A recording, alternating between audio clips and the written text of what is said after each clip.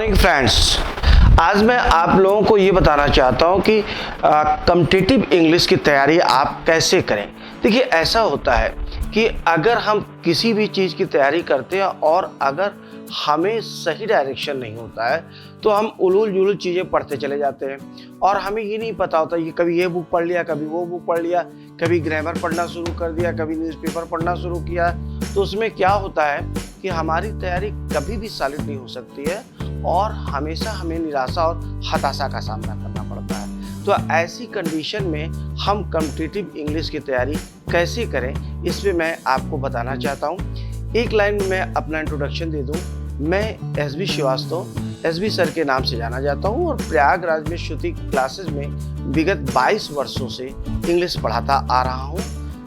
लाखों स्टूडेंट्स पढ़ चुके हैं और बहुत ज़्यादा जो तमाम इंस्टीट्यूट्स इंडिया के हैं और उनमें जो टॉप क्लास के तमाम एजुकेटर्स, सबकी बात मैं नहीं कर रहा हूँ, बहुत सारे मेरे स्टूडेंट्स हैं जो टॉप एजुकेटर्स में से हैं और सिलेक्शन की बात ही छोड़ दीजिए, तो ईश्वर की कृपा है। तो आज हम लोग ये देखना चाहते हैं कि इंग्लिश की तैयारी आप कैसे करेंगे कॉम्पिटिटिव एग्जामिनेशन के लिए। लेट अस सी।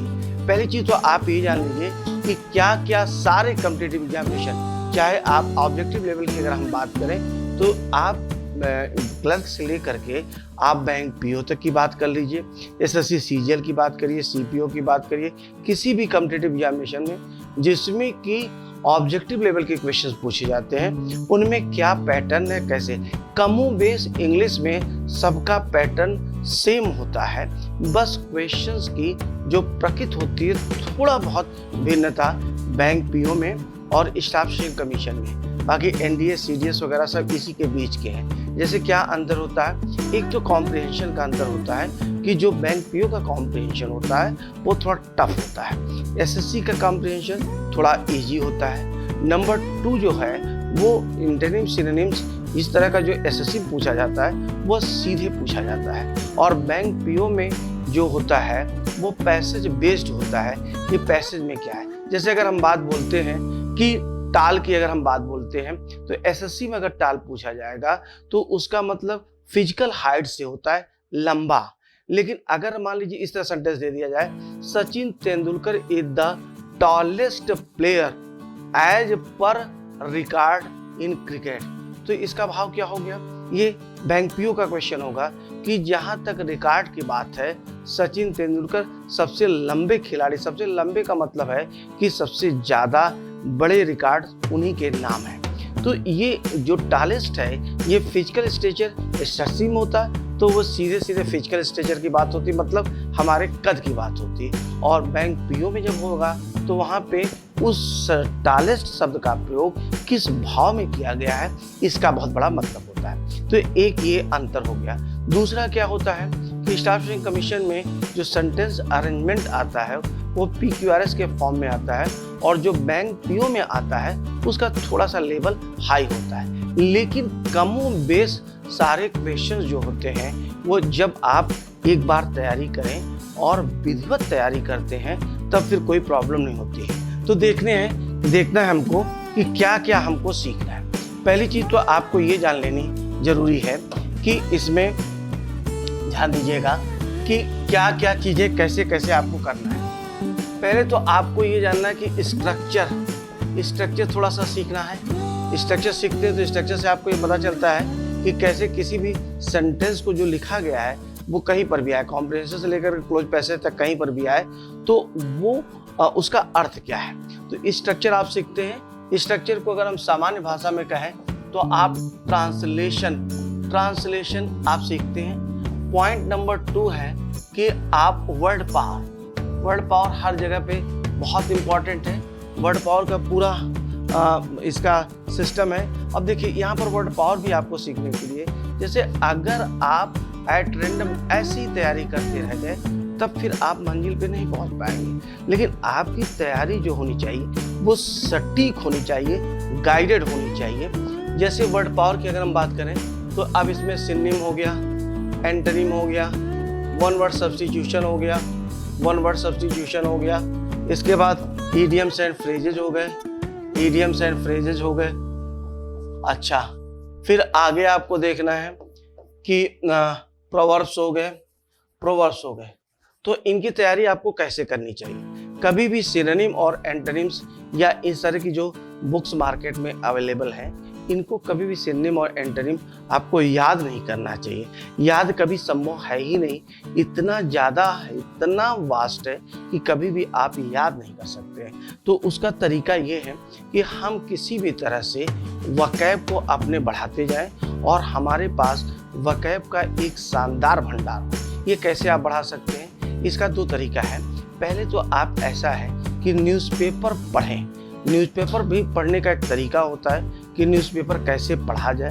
तो न्यूज़पेपर अगर आप पढ़ना आपको आ गया, और पर डे आपको ये ध्यान रखना है कि आधे घंटे से लेकर के 1 घंटे, शुरुआत में थोड़ा ज़्यादा समय लगेगा, फिर धीमे धीमे जैसे आप सेट हो जाएंगे तो आपको न्यूज़पेपर, पूरे न्यूज़पेपर की हम बात करें, 1 घंटे में आप मेन जो आर्टिकल्स होते हैं उन्हें पढ़ ले जाएंगे। तो एक तो हैबिट आप कल्टीवेट करें कि न्यूज़पेपर पढ़ना। न्यूज़पेपर पढ़ने से आपको फ़ायदा ये होगा कि वकैब आपकी बहुत शानदार हो जाएगी। और चूँकि कल का जो न्यूज़ है वही आज न्यूज़पेपर में आता है, तो घटनाएं हम लोगों को पहले से आइडिया रहती है और इंटरेस्ट देती हैं। इसलिए न्यूज़पेपर जो होगा वो आपके लिए बहुत प्रोमाइजिंग, बहुत अच्छी चीज़ होगी। न्यूज़पेपर पढ़ने के लिए अगर आपको शुरुआत में पढ़ना और दिक्कत होती है तो मैंने यूट्यूब पे कुछ न्यूज़पेपर पढ़ा करके डाला हुआ है, कुछ मेरे ख्याल से 10, 12, 15 होगा।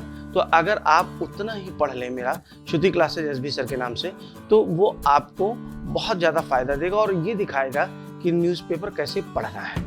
एक चीज़ हो गई। दूसरा है word power root system. Root system एक ऐसा सिस्टम होता है जो अंतर्राष्ट्रीय होता है, इंटरनेशनल लेवल का सिस्टम होता है। तो वो चाहे इंडिया की बात करें, चाहे अमेरिका की बात करें, चाहे इंग्लैंड की बात करें, ये बड़ा पॉपुलर सिस्टम है। और रूट सिस्टम के जरिए आप सैकड़ों शब्द पर डे न केवल याद करते हैं बल्कि वो दिमाग में आपके फिक्स हो जाता है। तो ये 2 माध्यम अपनाएं। तीसरा है ट्रिकी सिस्टम है।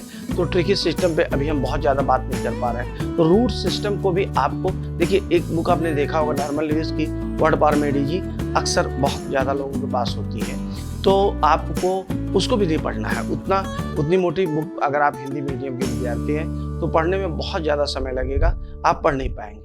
उसके लिए बेहतर ये होगा कि मैं बताऊं, बहुत आसान है कि मैंने उस पे रूट सिस्टम पे बिल्कुल वर्ड पावर पे मैक्सिमम वर्ड्स को कवर करते हुए वीडियोस बनाए हुए।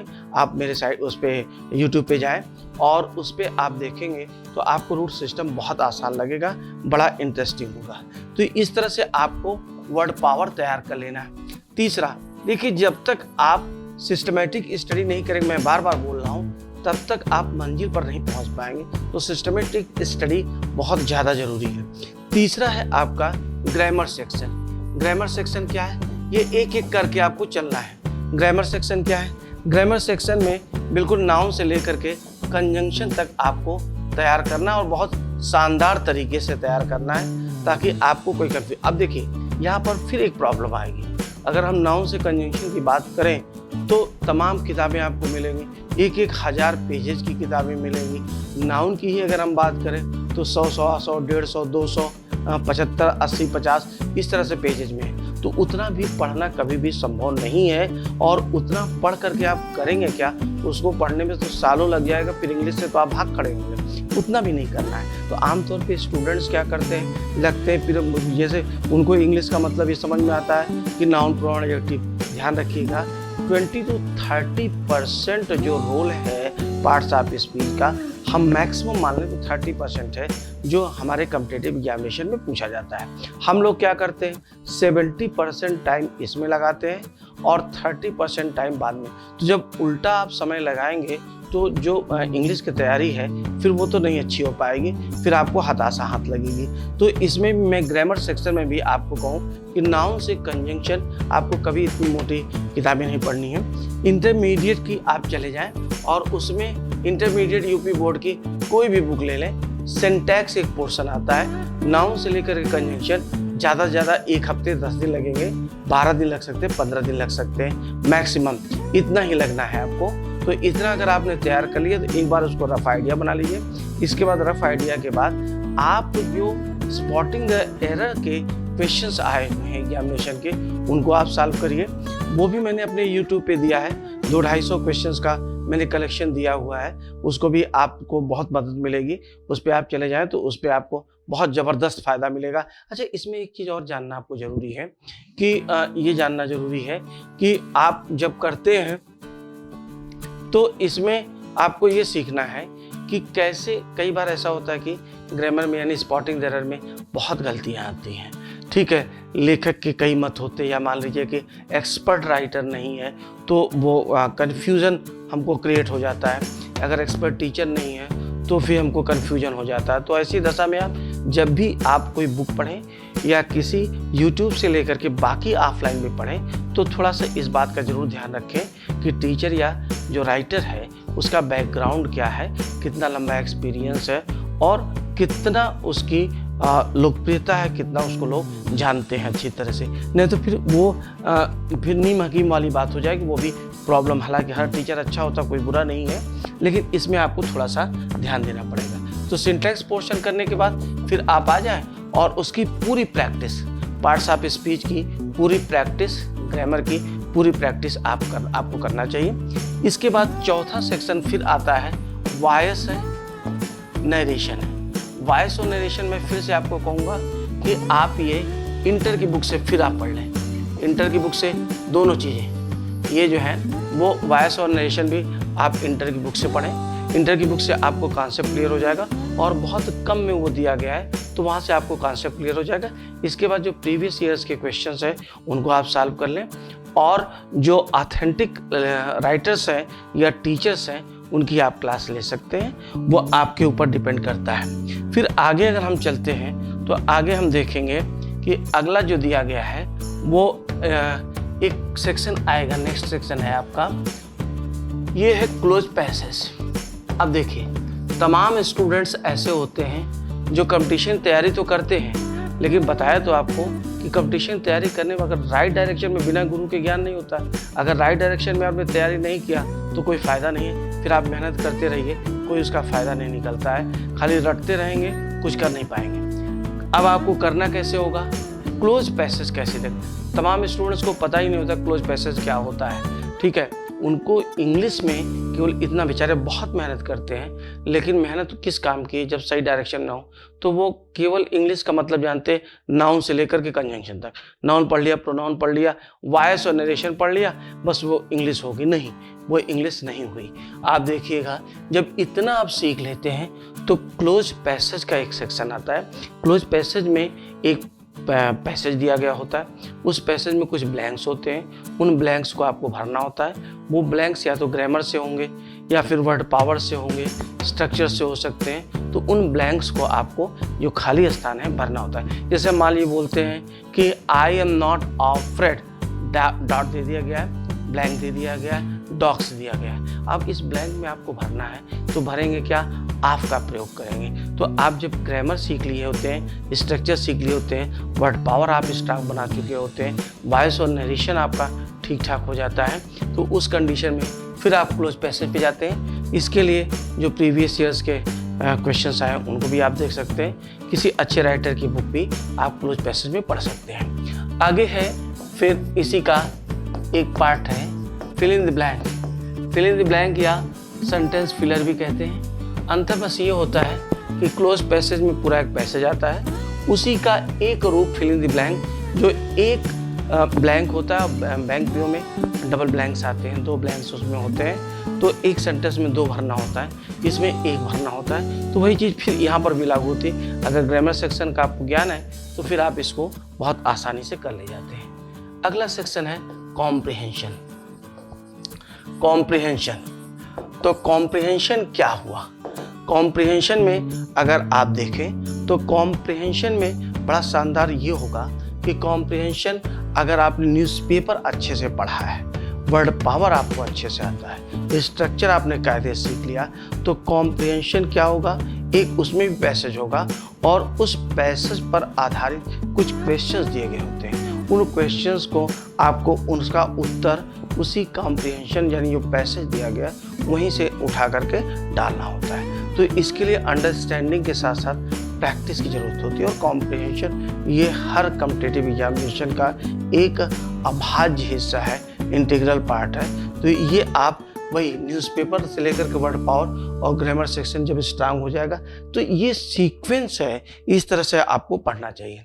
अब एक और सेक्शन आता है लास्ट में, हम इसको कह लें कि सेंटेंस अरेंजमेंट है। सेंटेंस अरेंजमेंट कह लीजिए, पिक्यूआरएस कह लीजिए, जो भी आप चाहें उसको कह लीजिए। इसमें थोड़ा सा बैंक में और स्टाफ सिलेक्शन कमीशन के एग्जाम्स में थोड़ा सा अंतर होता है।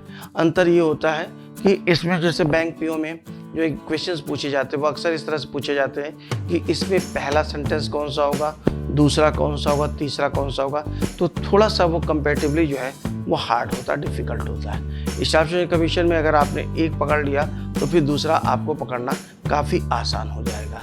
और छोटे मोटे पार्ट्स ऐसे जैसे क्वेश्चन टैग वगैरह हैं तो ये भी आपको उसी ग्रामर सेक्शन में कवर करना है। तो अगर हम इस तरह से पूरी अपनी तैयारी करें और प्रॉपर वे में करें, देखिए जैसे कॉम्पिटिटिव एग्जामिनेशन मैंने भी जब तैयारी किया था तो वो चीज़, वो दर्द मुझे पता है, इसलिए मैं इस चीज़ को शेयर करना चाहता हूँ कि सही डायरेक्शन में तैयारी ना होने से बहुत मेहनत। अब मैंने जैसे वर्ड पावर तैयार करना शुरू किया तो मैंने डिक्शनरी रटना शुरू किया, लेकिन क्या डिक्शनरी रटने का कोई फ़ायदा हुआ?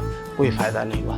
बहुत मेहनत किया, 12-12, 15-15 घंटा मेहनत किया, लेकिन उसका कोई रिजल्ट नहीं निकला। तो उसी तरह से अगर सही डायरेक्शन में आप अगर उतनी मेहनत सही डायरेक्शन में और सही गुरु के दिशा निर्देश में कर दी जाए तो बहुत शानदार हो सकता है। इसके लिए मैं कुछ आपकी मदद करना चाहता हूँ, मैं मदद कर सकता हूँ आपकी। वो ये है कि जो मेरे YouTube पे लेक्चर्स हैं आप उन्हें देखें तो पूरा वर्ड पावर सेक्शन आपको क्लियर हो जाएगा। न्यूज़पेपर सेक्शन आपको ज़बरदस्त तरीके से क्लियर हो जाएगा। कुछ मैंने वीडियोस डाले हुए हैं इसके क्या नाम है प्रैक्टिस पेपर्स के, तो कंप्लीट प्रैक्टिस पेपर्स के जैसे CHSL के डाले हुए हैं तो उसको आप देखें, वह आपको फ़ायदा करेगा। वॉइस और नरेशन आने वाले समय में बहुत जल्दी मैं पूरा YouTube पे पढ़ाने वाला हूँ, उसको आप देख लीजिए, वो बहुत फ़ायदा करेगा। और इसी तरह से आपको स्पॉटिंग द एरर का भी ज़बरदस्त फ़ायदा मिलेगा। स्पॉटिंग द एरर का मैंने उसकी प्रैक्टिस कराई है, उसे भी आप देख लें तो उसमें भी आपको बहुत लाभ मिलेगा। और दोस्तों, चूँकि आप कंपटीशन की तैयारी करें, मैं बार बार कह रहा हूँ कि अगर सही डायरेक्शन नहीं होगा तो तमाम ऐसे स्टूडेंट्स हैं जो बहुत अच्छे होते, बहुत मेहनती होते, लेकिन डायरेक्शन क्लियर नहीं होता है, इसलिए वो भटक जाते हैं। जैसे मैंने जब स्टाफ सिलेक्शन कमीशन की तैयारी शुरू की तो मैं अपने क्लास में भी बताता हूँ अपने स्टूडेंट्स को कि देखो कितना पढ़ना है ये बहुत ज़्यादा ज़रूरी है, लेकिन सबसे ज़्यादा ज़रूरी है कि क्या नहीं पढ़ना है। बस यहीं पे अगर अंतर समझ लिया आपने तो आपकी सक्सेस श्योर है। और अगर मैं आपके कुछ काम आ सकूं तो ये मेरा नंबर है 9839945346। इसे आप देख लें। अगर कोई भी आवश्यकता होती है आपको इंग्लिश की, I am always ready to help you. उम्मीद करता हूँ कि आपको ये चीज़ समझ में आ गई होगी और आपके बेहतर भविष्य की कामना के साथ, शुभकामना के साथ कि ईश्वर आपको अच्छा रिजल्ट दे, आप अपने जीवन में सफल हों। मैं SB Srivastava alias SB sir आपसे विदा लेता हूं और किसी भी आवश्यकता पर आप मुझे इंग्लिश संबंधी आवश्यकता पर मुझसे आप बात कर सकते हैं। बहुत बहुत धन्यवाद।